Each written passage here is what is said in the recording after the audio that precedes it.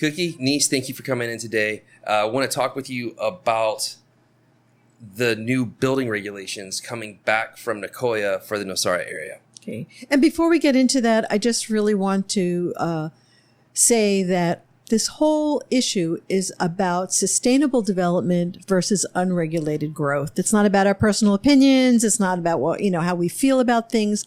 That's what this issue is. It's really about sustainable development. So we have the results back. Do we know what they're going to say? Yes. As you know, I'm part of the commission and the new version is ready to be presented to the community. It will be presented this week. It has the following changes for height. For the direct impact area, it's going to be 9 meters. And for the indirect impact area, it's going to be 12 meters. Okay, so it changed from 6 meters to 9 meters. Correct. The footprint, it's going to be 50% for both areas. So direct and indirect, 50%. Okay, and what does direct and indirect mean, just real quick? Direct is the first kilometer from where the Ostino Wildlife Refuge finishes, the first kilometer, and the slopes that face the ocean. Okay. And indirect is after that first kilometer, the next 4 kilometers. Got it. And then the 50%, what does that consist of? The 50% includes everything that has concrete or has a roof. So your pool, your house, your garage, all of it is encompassed within the 50%. Okay. It has some changes in lights, again, with the goal of making sure that the light is not seen from the beach. So, make sure that your lights outside point down, that they are covered. It also includes, which it didn't include before, regulations for improved septic systems for houses. Okay. And it has a grandfathering clause for people who are already advanced in their building process, but they're not ready to go to the municipal for permits.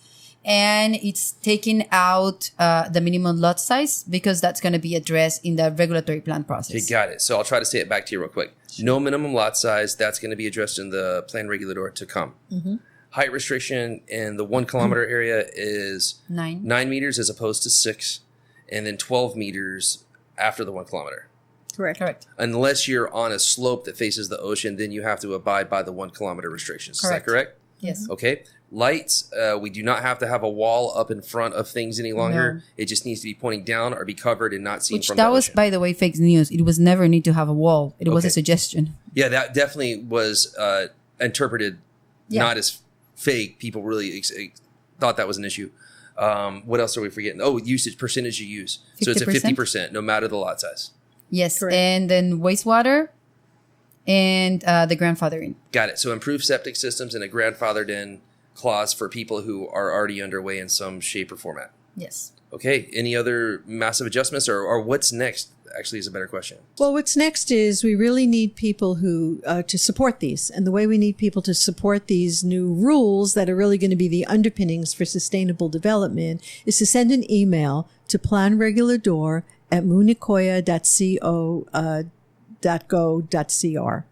And the reason we need people to do that is the opposition is going to be having an audience in front of the municipal council on Thursday, where we heard are going to be presenting their case more or less against these regulations. And we need the commission to see that most people do support these type of common sense, sustainable development regulations. So we need people to do that ASAP. Very simple. Just your name. Here's who I am. If you work in the tourist industry, I work in the tourist industry. I support these regulations. That's all you have to do. Okay, so what you're asking for is people who support these changes to send an email and put their name and what they work in. That's what. Yeah, and just and that they support it. Really simple. 3 lines, and it can be in English. It doesn't have to be in Spanish if they're not comfortable with Spanish. Okay, and when is this going to be formally announced? And the meetings are going to be this Thursday and this Friday. The invitation has already been sent out. We reposted the invitation on our Facebook page, and we also sent it by email.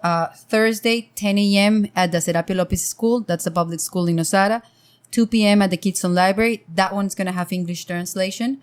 On Friday, 10 a.m. at the Santa Marta Salón Comunal. And then 2 p.m. at the Esperanza Public School. Okay. And for people who might object to or still have questions about this, how do they go about it? They can come to those meetings and present their objections. The municipality is going to be here next Monday also, and they're going to be from 3 to 5 at the Kidston Library. And you can send email to the same email that Nice said, planregulador@municoya.go.cr. There's still time. So this that I just told you, it's not the final version. It's the second draft. So there's still 1 more week for people, if they have any comment, to send about these ones before it goes to final publication. Got it. So we do have the new adjusted terms. That's being announced formally on Thursday, it sounds like. Yes. But we still have time to communicate. People can still say their piece. Correct. Absolutely. And they have these meetings to go in and hear it, each point made in more detail. Exactly. Yes. Okay.